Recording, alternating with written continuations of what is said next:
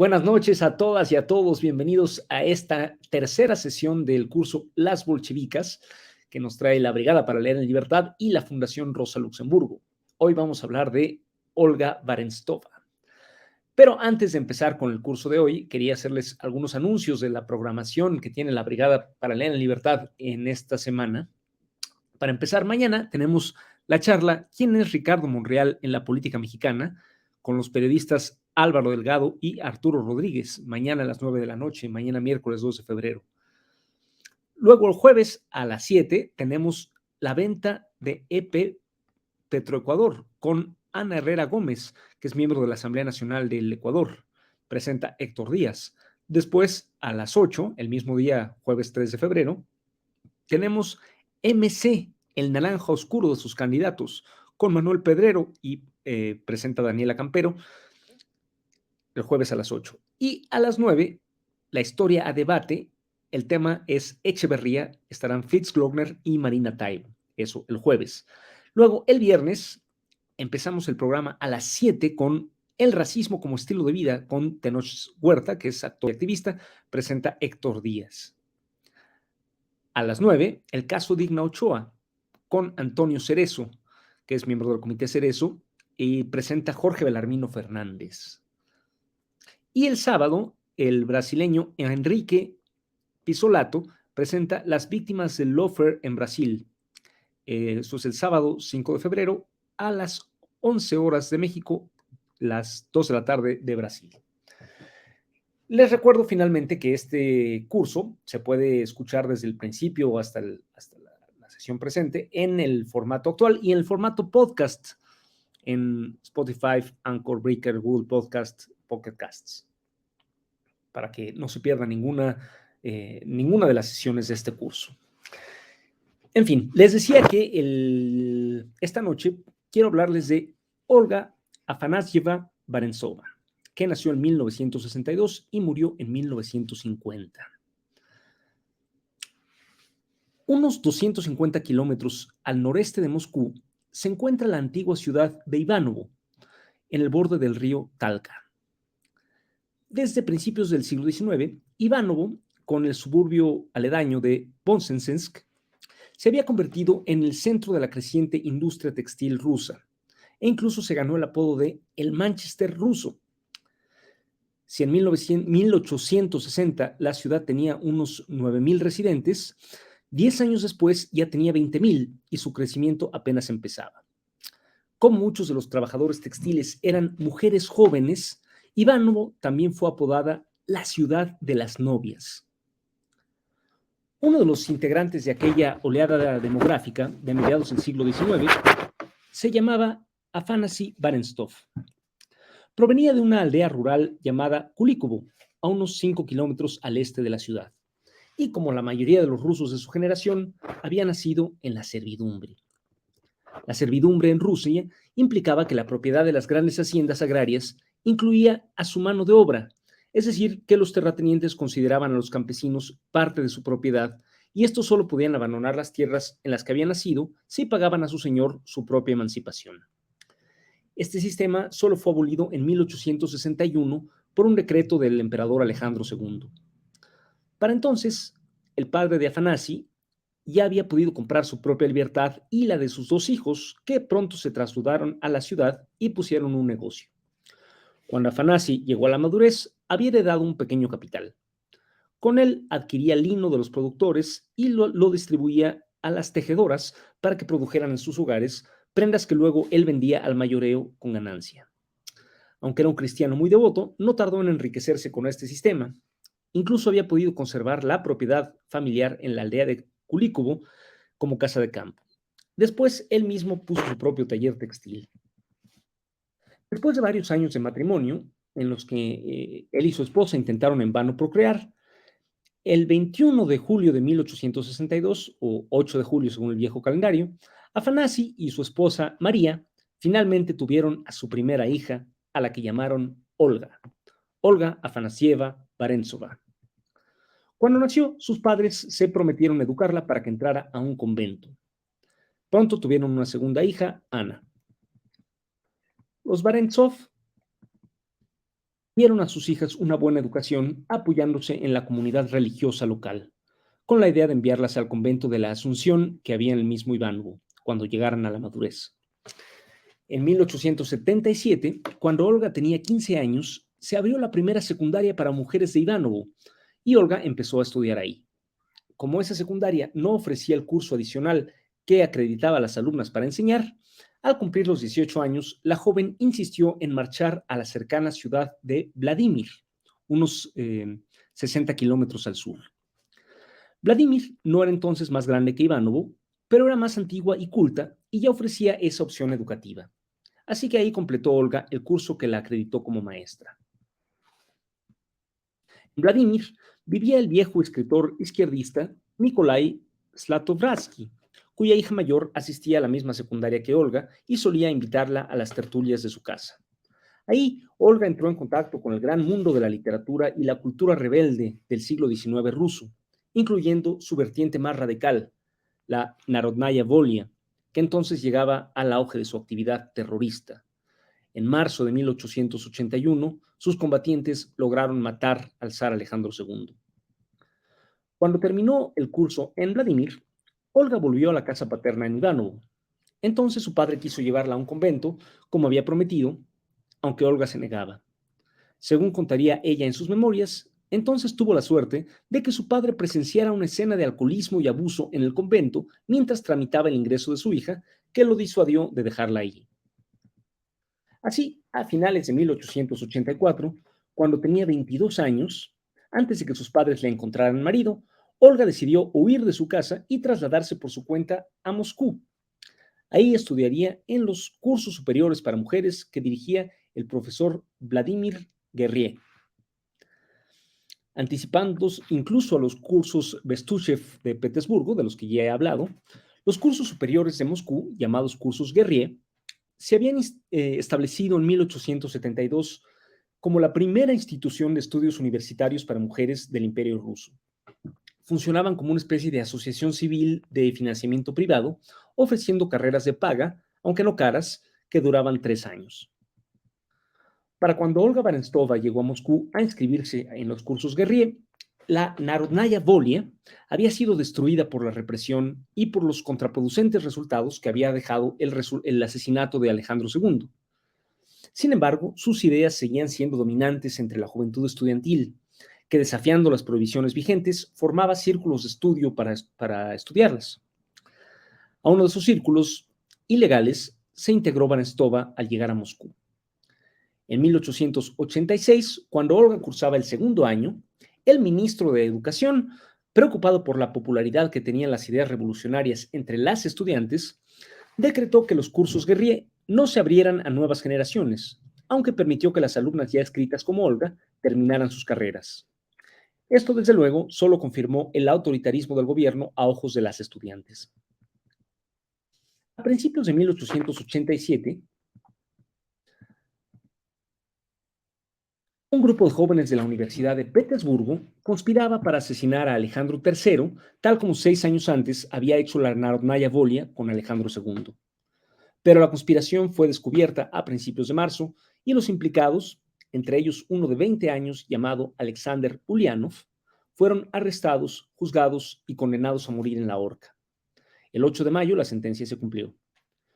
Cuando estas noticias llegaron a Moscú, la población estudiantil comenzó a organizar protestas y el gobierno respondió con numerosos registros y detenciones.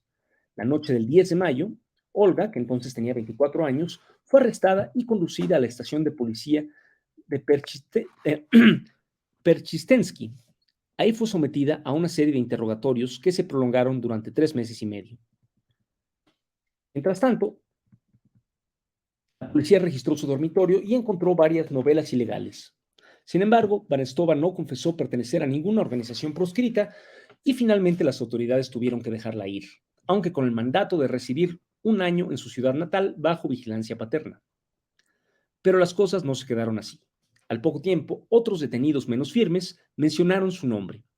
Entonces, se giró contra ella una nueva orden de aprehensión y el 1 de enero de 1888 un agente se presentó en la casa de sus padres y se la llevó detenida a una cárcel que había en la ciudad de Shuya, unos pocos kilómetros al sureste de Ivanovo.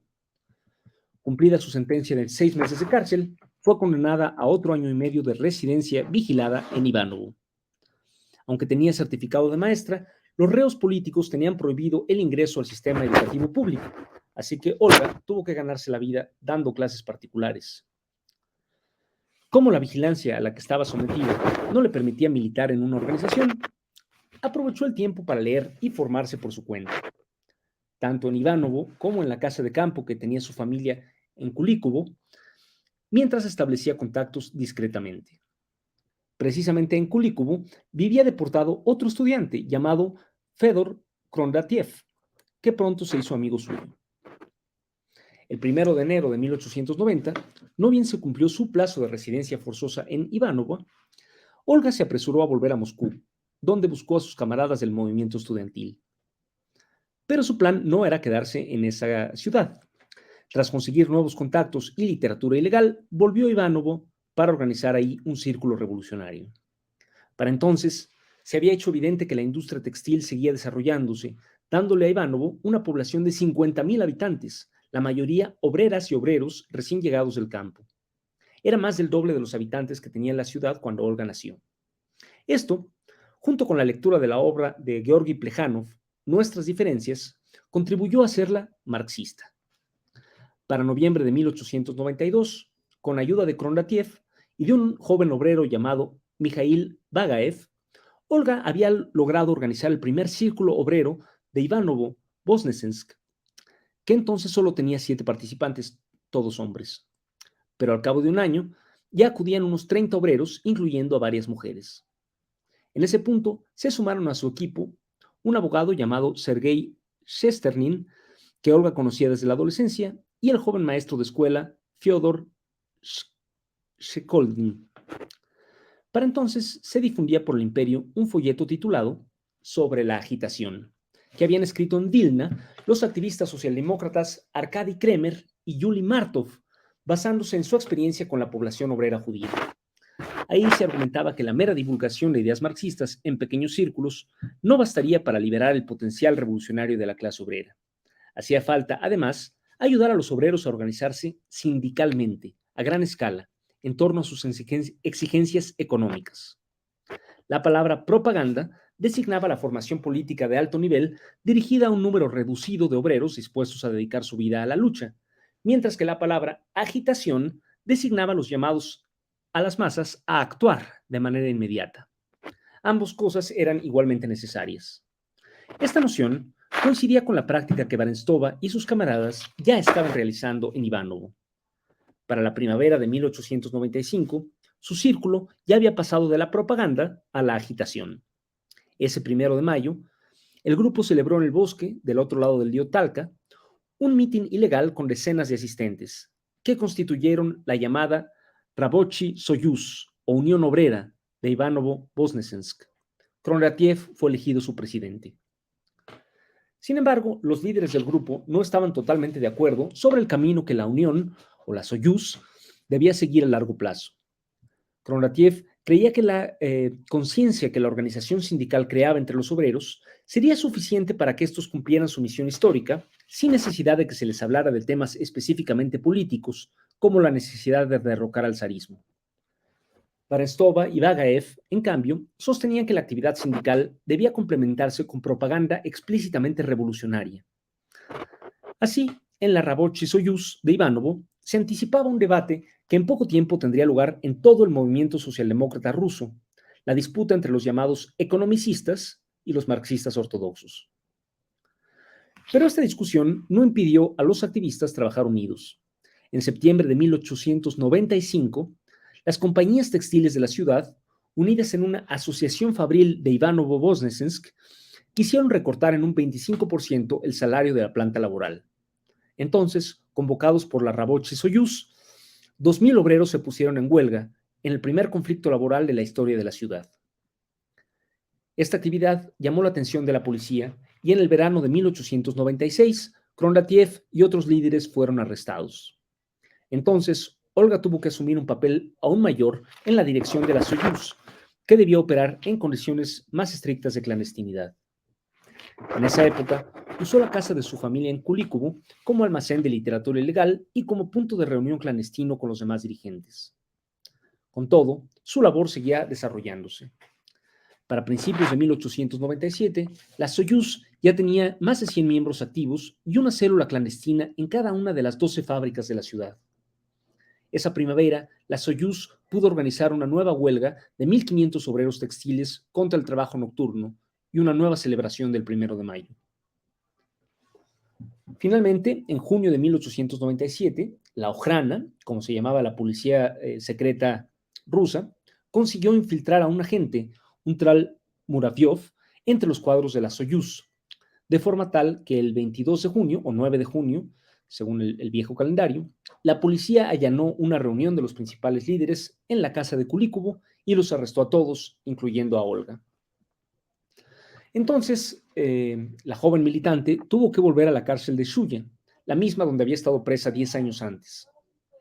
Otra vez pasaría ahí 6 meses.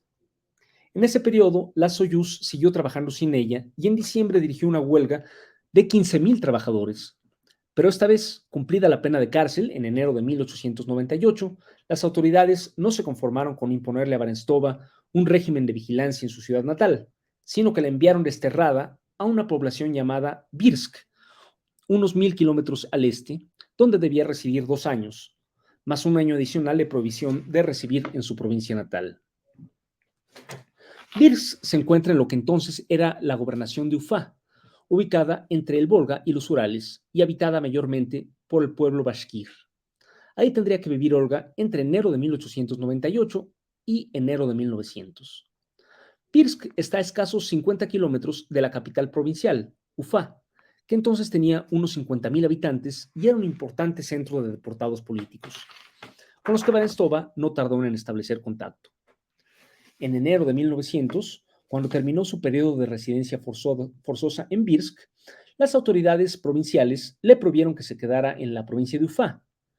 Sin embargo, ella decidió trasladarse a esa capital, pues se había enterado de que pronto llegaría ahí una pareja de líderes marxistas, Nadezhda Krupskaya, que tenía que completar ahí su periodo de deportación, y su esposo, Vladimir Ilich Ulyanov, y que celebrarían una reunión con los deportados socialdemócratas de la ciudad. Así que, desafiando la prohibición de las autoridades, Olga se quedó un mes adicional en Ufá, viviendo clandestinamente, hasta que en febrero se celebró la esperada reunión. Ahí, Vladimir Ulyanov explicó el proyecto que tenía en mente. Con otros marxistas exiliados, fundaría en Europa una publicación en torno a la cual se construiría un verdadero partido socialdemócrata en el Imperio ruso. En efecto, a finales de ese año, Ulyanov fundaría en Múnich la revista Iskra, usando ya el seudónimo Lenin. Como aún tenía prohibido volver a su provincia natal y residir en ciudades importantes, en febrero de 1900, Olga decidió trasladarse a la pequeña ciudad de Borbov, cerca de Voronezh, en el suroeste de Rusia, donde estaba su amigo Sergei Shesternin y otros deportados de Ivanovo. Ahí viviría hasta enero de 1901. Para entonces había concebido con sus camaradas el plan de organizar una nueva unión obrera que esta vez no abarcara solo la ciudad de Ivanovo, sino toda la región industrial al noreste de Moscú. Pero para ello se necesitaría el apoyo del movimiento socialdemócrata más amplio. Así, en cuanto expiraron las restricciones a su movilidad, en enero de 1901, Barentsova se dirigió a Moscú para entrevistarse con los líderes regionales. Quien dirigía entonces el movimiento socialdemócrata de la región de Moscú era Nikolai Bauman, y con él Barentsova se reunió para trazar los detalles de su proyectada Unión Obrera del Norte de Rusia. Bauman se quedaría en Moscú a coordinar el trabajo desde ahí. Como Barentsova era demasiado conocida en su ciudad natal, se instalaría en la ciudad de Yaroslavl y a reforzar el trabajo en Ivanovo y representar la revista Iskra iría la joven siberiana Glafira Okulova. Sitiada a unos cuantos kilómetros al norte de Ivanovo, con unos 70.000 habitantes, Yaroslavl era entonces la ciudad más antigua y más poblada de la región.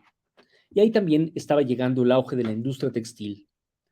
Desde ahí, Barentsova se hizo cargo de las estadísticas laborales de la Unión Obrera del Norte de Rusia. En esa época, la Unión sería la sección local del incipiente Partido Socialdemócrata.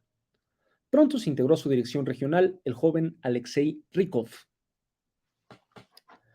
Durante el siguiente año, dirigida por Zbarestova y por los obreros Mikhail Bagaev y Fyodor Afanastiev, la Unión del Norte de Rusia llevó a cabo en las ciudades industriales de Ivanovo, Yaroslav, Shuya, Vladimir, Kostromá y Keneshma un trabajo similar al que años antes había hecho a nivel local, con todo y su imprenta clandestina. Ahora sus proclamas llevaban siempre de la organización sindical a la necesidad de una revolución contra el zarismo. Sin embargo, para la primavera de 1902, había logrado abrirse paso hasta la cúpula de la Unión un eficacísimo agente infiltrado de la Ojrana llamado Leonid Menshikov, que reveló a sus superiores todos los datos sobre el funcionamiento de la organización. Así, los días 5 y 6 de mayo, o 22 y 23 de abril de 1902, tuvo lugar una serie de registros y detenciones en Vladimir, Ivanovo y Yaroslav, donde fueron arrestados 12 líderes de la Unión, entre ellos Barentsova. Los que pudieron escapar, entre ellos Rykov, tuvieron que pasar a otras regiones. Por cierto, curiosamente, ese agente infiltrado, Menshikov, en los años siguientes, durante la Revolución de 1905, aparentemente se arrepintió de sus fechorías, huyó al extranjero y desde ahí publicó una confesión de lo que había hecho, incluidos los nombres de otros agentes infiltrados. Pero bueno, después de ser arrestada, Olga fue enviada a la prisión moscovita de Butrika, donde tendría que quedarse por 1 año y 3 meses. Fue ahí donde cumplió los 40 años de edad. Finalmente, en julio de 1903, fue condenada a 3 años adicionales de residencia forzosa en Astracán. El puerto de Astracán, en el mar Caspio, era la misma ciudad donde había estado deportada Lidia Nipovich poco antes. Para entonces, existía ahí un movimiento obrero y un comité socialdemócrata, del que Barentsova fue elegida secretaria. Fue en Astracán donde a lo largo de 1904, Barentsova recibió las noticias de los descalabros de la Armada rusa en su guerra con Japón, que revelaron al mundo y a la propia sociedad rusa lo atrasado del ejército zarista y lo podrido de su régimen. Al mismo tiempo, siguió desde ahí el curso de la lucha interna que separaba al Partido Socialdemócrata entre los mencheviques y los bolcheviques, y ella tomó partido por estos últimos, quizá recordando que había oído hablar a Lenin en Ufá 4 años antes. Como he dicho en otras veces, los mencheviques eran el ala blanda del Partido Socialdemócrata y los bolcheviques el ala dura, que en particular surgió de la diferencia de que los bolcheviques pedían que solo los militantes comprometidos tuvieran derecho a determinar la política del partido, mientras los mencheviques creían que todos los simpatizantes debían poder hacerlo también. Aunque el clima de Astracán es más benévolo que el norte de Rusia, el delta del Volga era entonces muy insalubre y Barentsova no estaba acostumbrada a esas condiciones, así que en noviembre de 1904 enfermó de malaria. Entonces pidió que se le dejara completar su destierro más cerca de su región natal y en efecto se le permitió trasladarse a Vologda. Ubicada a unos 150 kilómetros al norte de Yaroslav y 300 kilómetros al noreste de Moscú, Vologda tenía entonces unos 30,000 habitantes. También ahí funcionaba un comité socialdemócrata compuesto mayormente por deportados, entre ellos el dirigente bolchevique Isaac Lalayans. Fue en Vologda donde hallaron a Barentsova los sucesos revolucionarios de 1905. Desde ahí, Barentsova pudo seguir los emocionantes acontecimientos que tenían lugar en su natal Ivanovo, protagonizados por los mismos obreros que ella misma había organizado pocos años antes. En mayo de 1905, estalló en Ivanovo una huelga general centrada en la industria textil y dirigida por el viejo obrero Fedor Afanastiev y por un líder de 20 años llamado Mikhail Frunze. Pronto, los huelguistas eligieron representantes para conformar un consejo o soviet que prácticamente gobernó la ciudad. Fue la primera experiencia de ese tipo en la historia de Rusia. Desde su destierro en Vologda, Barentsova consiguió mantener contacto con la organización obrera de su región natal, que para entonces había adquirido un carácter masivo. Y en julio, incluso acudió clandestinamente a una conferencia de sus cuadros celebrada en Kostromá, donde pudo reencontrarse con Fyodor Afanastiev y conocer personalmente al famoso Frunze. De vuelta en Vologda, Barentsova organizó una reunión con otros deportados para informarles de los resultados de la conferencia de Kostromá, pero la policía la dispersó por la violencia. Olga se salvó por poco de ser arrestada. Entonces concluyó que la revolución había hecho irrelevante la distinción entre la residencia legal y la ilegal y decidió partir inmediatamente para Moscú y ponerse a las órdenes de la dirección regional del partido. Para entonces, su viejo conocido Nikolai Bauman acababa de salir de la cárcel.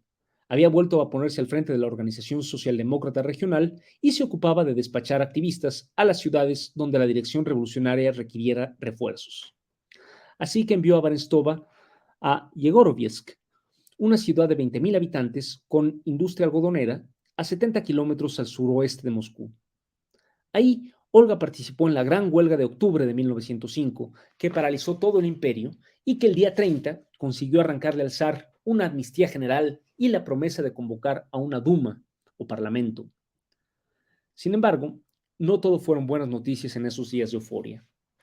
Instigados por el gobierno, se habían formado grupos de choque ultraconservadores y ultranacionalistas conocidos como las Centurias Negras, dedicados a hacerle el trabajo sucio a la policía. Así, cuando el 31 de octubre Bauman se presentó en la cárcel de Moscú con una bandera roja para exigir la salida de los presos, un miembro de las Centurias Negras lo atacó con un tubo y lo mató a golpes. 3 días después, en Ivanovo, las Centurias Negras lincharon al viejo obrero y diputado del Soviet, Fyodor Afanasiev. A los pocos días, un grupo paramilitar similar se congregó en Yegorovsk y Olga tuvo que dejar apresuradamente la ciudad para salvar la vida. Entonces volvió a Petersburgo. A principios de diciembre, rompiendo su promesa de suspender la represión política, el zar mandó disolver el Soviet de Petersburgo y puso en la cárcel a sus diputados y a toda la capital en estado de sitio. Era claro que se acercaban batallas decisivas entre los obreros y las autoridades. Así que Barentsova se integró al buró militar del partido, que dirigido por su conocido de Vologda, Isaac Lalayans, por Yemelian Yaroslavsky y por Rosalia Semliachka, se dedicaba a hacer propaganda entre las tropas para convencerlas de que apoyaran a los obreros en las insurrecciones que se aproximaban. Por instrucciones suyas, Barentsova volvió a Yaroslavl. En efecto, a mediados de diciembre, la insurrección obrera estalló en Moscú y otras ciudades cercanas, incluyendo Yaroslavl, donde Barentsova ayudó a dirigirla. Pero el ejército no se alzó y con su ayuda el gobierno consiguió sofocar los levantamientos obreros. Entonces, Barentsova volvió a Petersburgo, donde se reintegró al buró militar del partido, al que se había sumado su conocida de la cárcel de Butrika, Lyudmila Stal. En los siguientes meses, ayudó a publicar su periódico ilegal llamado Kasarmy o Barracas. En julio de 1906, el zar disolvió la primera Duma y el buró militar del partido intentó sublevar a los soldados contra aquel golpe de Estado, pero su llamado no tuvo eco y muchos agitadores fueron arrestados. Barentsova, sin embargo, logró escapar. Entonces decidió volver a su ciudad natal, Ivanovo-Voznesensk, a retomar su activismo entre los obreros textiles. Ahí fue nombrada secretaria en jefe del comité local del partido, que incluía cuadros como Frunze y Andrei Bufnov, otro joven bolchevique nativo como ella de esa ciudad. Durante el siguiente año, los choques callejeros de los obreros con la policía aún fueron frecuentes y la organización de destacamentos de combate era una de las principales actividades del partido. Pero el espíritu revolucionario decaía rápidamente y la represión aumentaba. En febrero de 1907, Frunze fue detenido y condenado a muerte por resistir al arresto, aunque la pena se le conmutó por una cadena perpetua de trabajos forzados. Aunque Barentsova y Bufnov aún pudieron organizar un mitin exitoso el 1 de mayo, la participación de las masas declinaba de mes en mes y a finales de diciembre de 1907, una serie de redadas se abatió sobre los cuadros de Ivanovo, que fueron arrestados en grandes números, incluyendo a Barentsova y a Bufnov. Ella fue arrestada en su casa, donde se plantaron 500 ejemplares de folletos ilegales. Entonces, se envió a Barentsova a la cárcel de Vladimir, que era la capital de la provincia, donde tuvo que purgar una sentencia de 5 meses.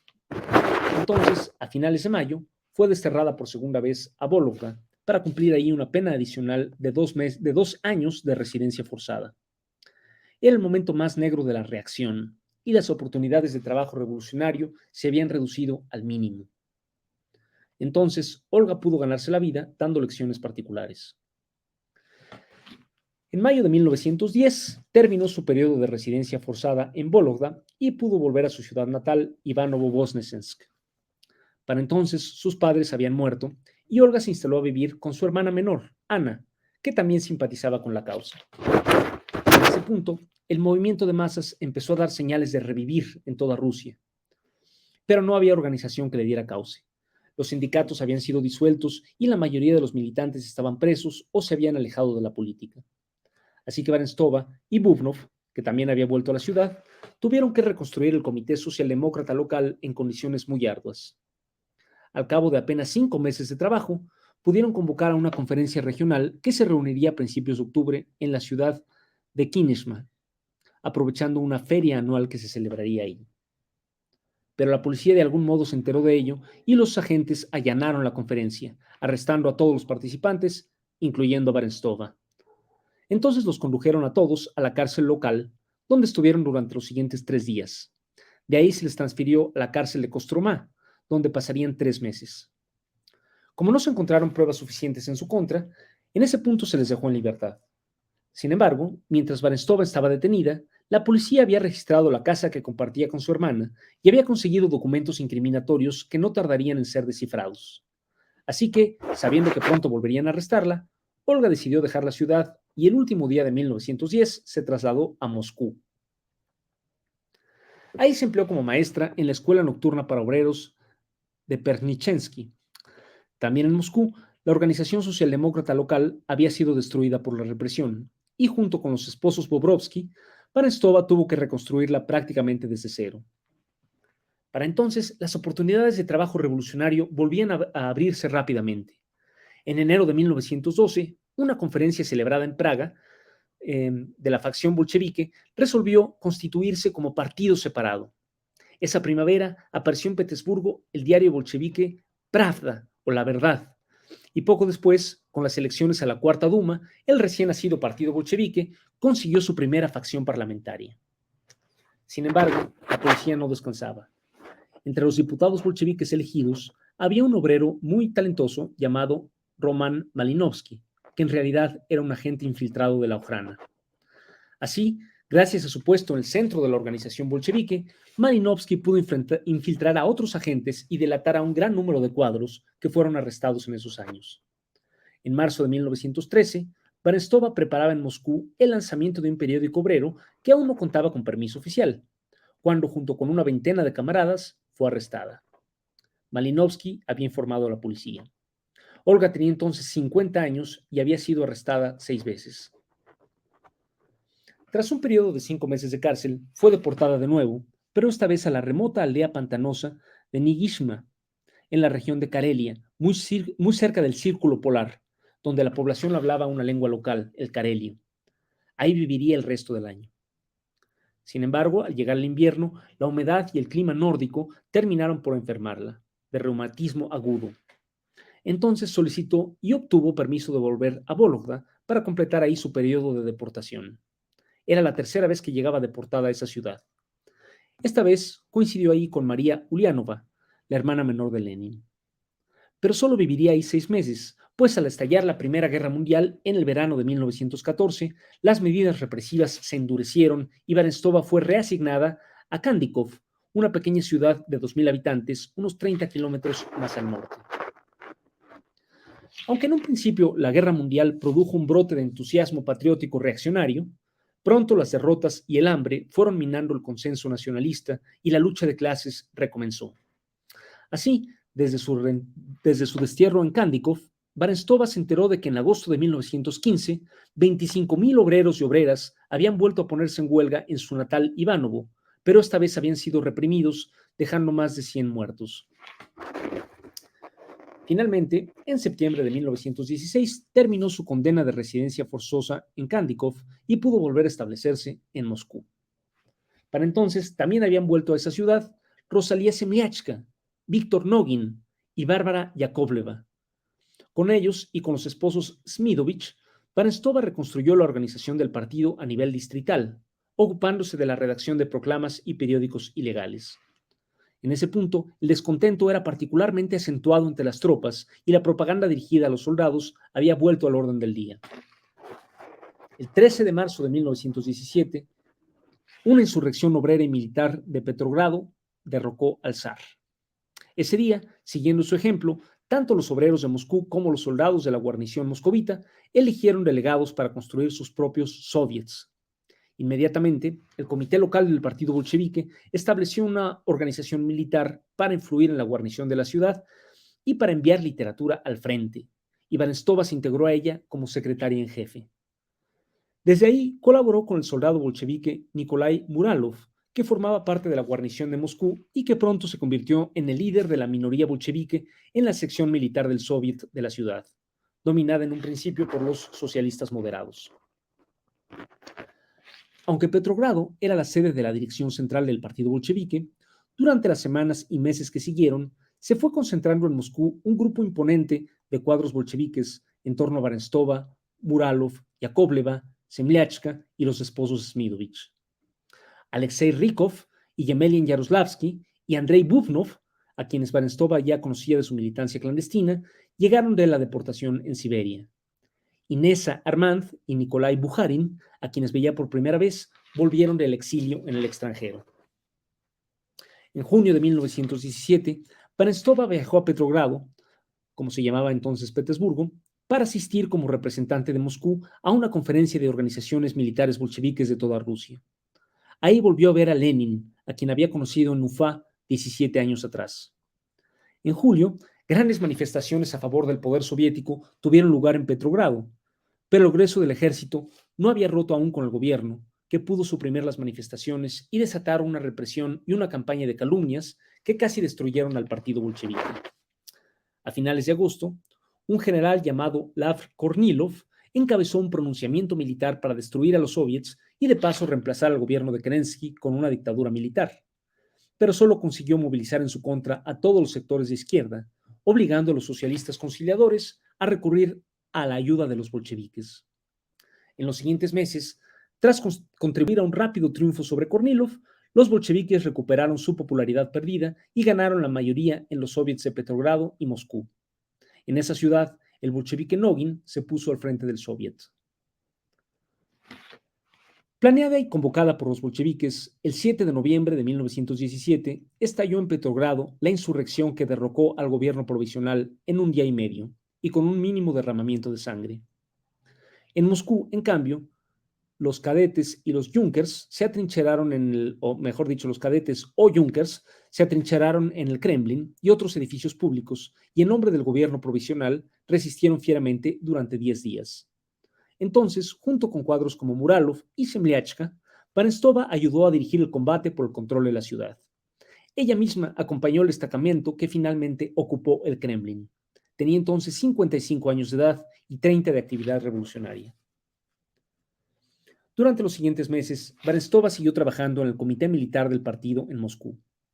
A mediados de 1918, todos los enemigos del poder soviético, apoyados por las principales potencias extranjeras, se alzaron simultáneamente, dando comienzo a una cruenta guerra civil que duraría 2 años.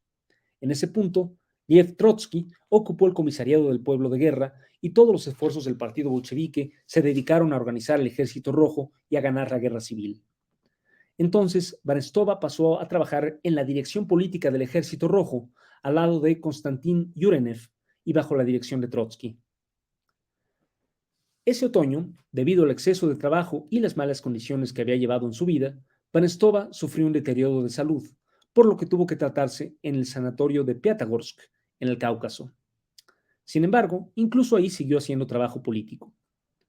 Una vez recuperada, a principios de 1919 volvió a Moscú, donde se integró a la administración política del Consejo Militar de la República, que organizaba la red de comisarios políticos del Ejército Rojo. Ahí volvió a colaborar con Trotsky y con la comunista armenia Varsenika Kasparova. En agosto de 1919, Barentsova fue enviada de vuelta a Ivanovo-Voznesensk, donde fue elegida secretaria del comité local del partido. Volvía como gobernante a la ciudad donde había empezado su militancia. Ahí tenía su sede el mando del Frente Oriental del Ejército Rojo, de manera que ahí volvió a colaborar con su viejo amigo Mikhail Frunze y con Nikolai Muralov, con quien había dirigido la insurrección de Moscú, y conoció al viejo bolchevique de Odessa, Mikhail Lasevich, que dirigía con ellos el Frente del Este.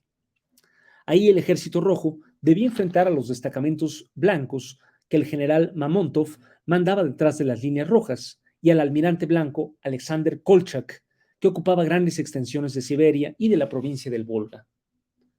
En Ivanovo-Voznesensk tocó a Varenstova movilizar a la población obrera para el esfuerzo de guerra, y para ello colaboró con el escritor y viejo bolchevique Alexander Voronsky, con quien publicó el periódico local Rabochi Krai, o Tierra Obrera.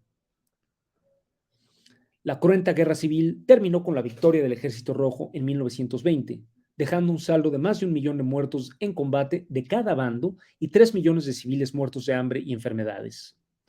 Así que Varenstova no volvió a la capital, sino que se quedó en Ivanovo a dirigir el local comunista para reactivar la industria textil, que había sido arrasada por la guerra. Conocía bien las fábricas textiles de la ciudad, pues desde hacía 20 años venía organizando a sus obreros. A principios de 1921 volvió a enfermar, por lo que tuvo que dimitir de su cargo como secretaria del comité de Ivanovo. Por consejo médico, ese verano se internó en un hospital de Crimea, donde el clima es más cálido. Pero no bien se hubo recuperado, ese agosto se integró a las labores del Senotdel, es decir, del Departamento de Obreras y Campesinas del partido en Sebastopol. Ese otoño volvió a Moscú para trabajar en la Comisión de Historia del partido, que entonces dirigía Lev Kamenev. En abril de 1922, el 11º Congreso del partido la integró a su Comisión Central de Control de 5 miembros. Estaba por cumplir los 60 años. Esa comisión era la encargada de combatir la burocracia y el arribismo y de sancionar toda infracción a las relaciones de camaradería al interior del partido. Así pues, solo se integraba a ella a los comunistas cuya integridad se consideraba por encima de duda. El combate a la burocracia y el arribismo era un tema que en ese punto le preocupaba particularmente a Lenin. Desde el año anterior, o sea, desde 1921, el Partido Comunista de Rusia había asumido, como medidas temporales de emergencia, la decisión de alentar la agricultura privada, con la llamada nueva política económica, para darle un respiro a la población, aunque eso reintrodujera cierta desigualdad social. Al mismo tiempo, se habían prohibido las facciones internas en el partido, aumentando considerablemente los poderes del aparato partidista y de la Secretaría General en particular sobre la militancia. Para cuando se reunió el 11º Congreso, Lenin ya advertía que estas medidas, necesarias en su momento, estaban llevando al aparato del Estado y del partido a servir más a los nuevos sectores privilegiados que a sus propios fines históricos. Sin embargo, en los siguientes meses, Lenin empezó a sufrir una serie de embolias que lo obligaron a retirarse.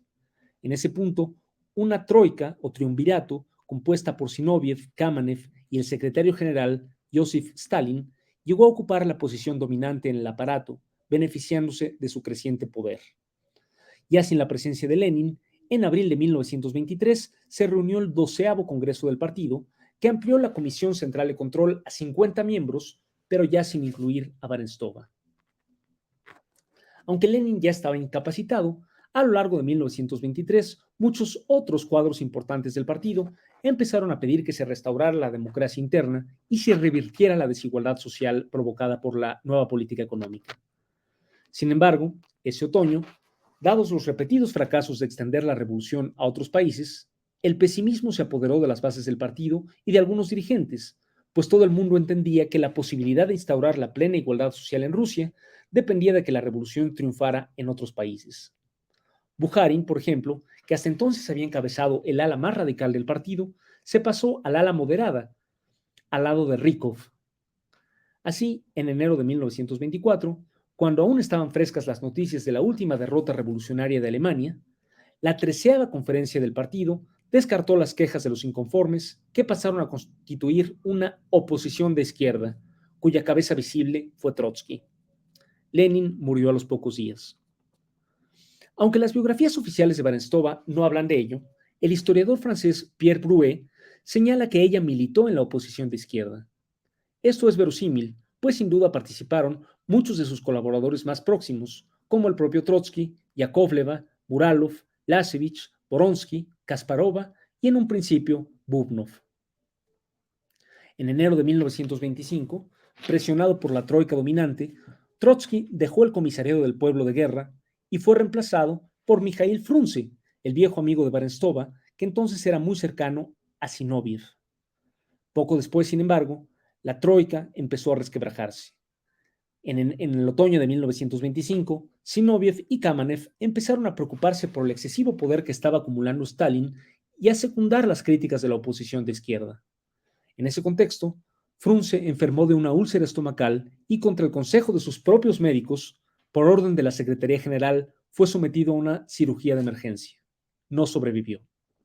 Al frente del comisariado de la guerra quedó el fiel stalinista Kliment Voroshilov.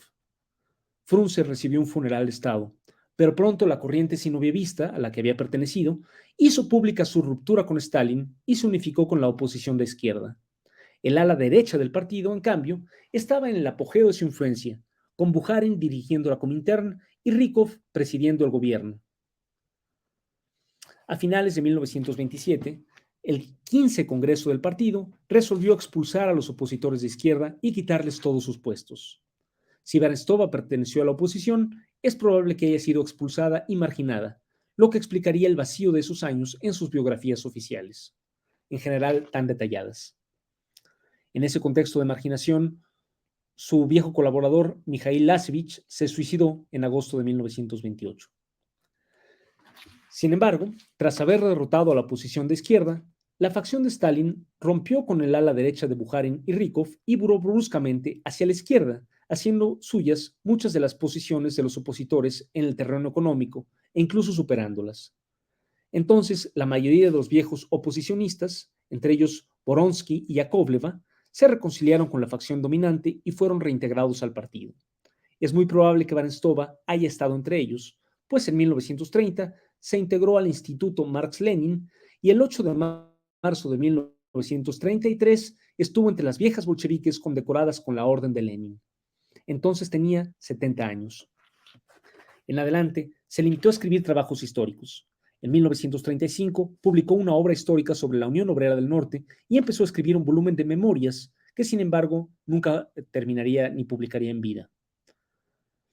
A mediados de los años 30, comenzó el proceso conocido como las Grandes Purgas, cuando la cima de la burocracia quiso imponer su control absoluto de la sociedad mediante el terror, empezando por la aniquilación de la gran mayoría de los viejos opositores, incluso los que habían capitulado, que fueron ejecutados o enviados a morir a campos de trabajo.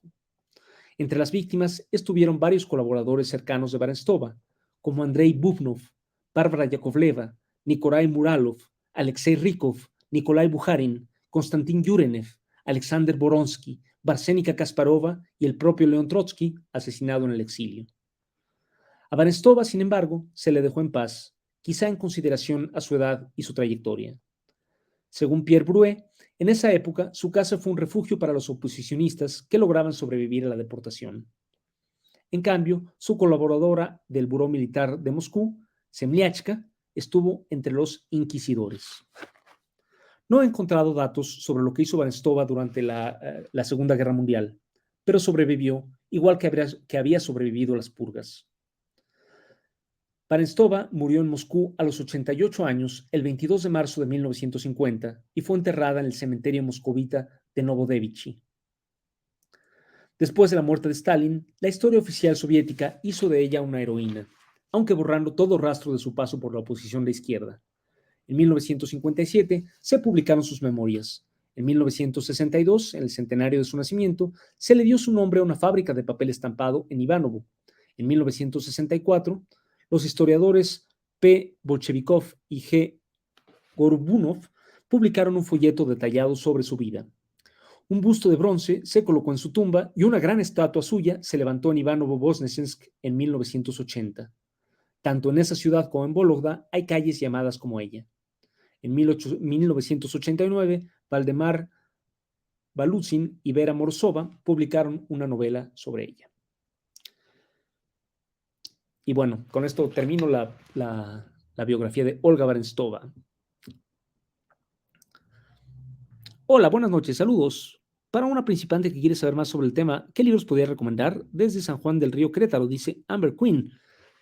Bueno, este curso espero que pueda servirle a cualquier principiante incluso, pero un muy buen libro es El Estado y la Revolución de Lenin, que escribiera en 1917 sobre sus ideas respecto a la cuestión del Estado, y La historia de la Revolución Rusa de Trotsky.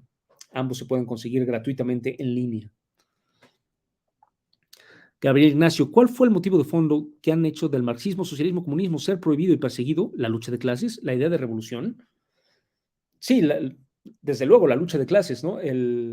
No solo el marxismo, todas las ideas de las clases, es decir, desde mucho antes de que existiera incluso el capitalismo, las ideas de las clases oprimidas que buscan su emancipación han sido prohibidas y perseguidas por la clase dominante y el Estado. Olga usó como buen líder de aquellos tiempos el poder de imprenta para ser fuente de información y propagación de la doctrina del pensamiento obrero y el movimiento de masas, además de demostrar ser una mujer de restos, por luchar y defender la causa a una costa de su integridad, dice Pepe Chuy Contreras. Sí, muy bien dicho. Saludos, Oscar, excelente curso desde Temoaya, Estado de México, dice Daniel Mendoza. Muchas gracias, Daniel. Soren Ramos dice, saludos combativos desde Morelia, Michoacán, su casa. Muchas gracias. Xochitl Gómez Valdés dice, saludos, aunque no crean, desde Guadalajara también estamos muchos. Saludos desde Tecozautla, Hidalgo, dice Olivia Cruz Cruz. Muy buena información, dice Eddie Free Freeze. Porfirio Díaz Fonseca dice, saludos desde Tlanepantla. Saludos, Pueblo Unido del Sur, Alcaldía Tlalpan, dice Rosy González.